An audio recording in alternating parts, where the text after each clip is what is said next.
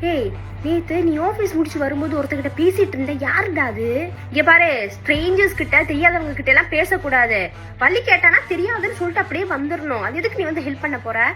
தெரியாதவங்க கிட்ட பேசி ஏதாச்சும் வம்பு கும்பல மாட்டினேன்னு வையேன், அவ்வளவுதான். பேசினாதான் தெரியும் நல்லவங்க கெட்டவங்களா.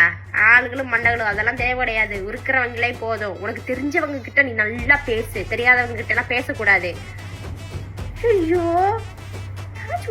போதப்பா உனக்கு புரியும்.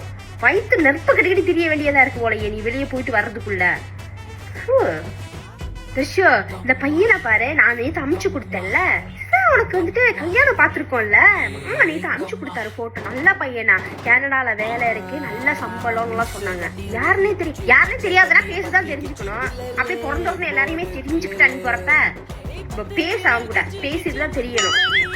ஸ்ட்ரேஞ்சர் கிட்ட பேசக்கூடாதுன்னா பேசிட்டு நீ வந்துட்டு நான் ஒண்ணுக்கு ஒன்னா புரிஞ்சுக்கோ. ஓகேவா? இந்த மாதிரி திமிர்த்தன கேள்வியெல்லாம் என்கிட்ட கேட்காது. நான்லாம் அப்பா வந்துட்டு கல்யாண நாள்ல தான் பார்த்தேன். நாங்க என்ன ஒரு படமாலாம் போனோம். பேசு.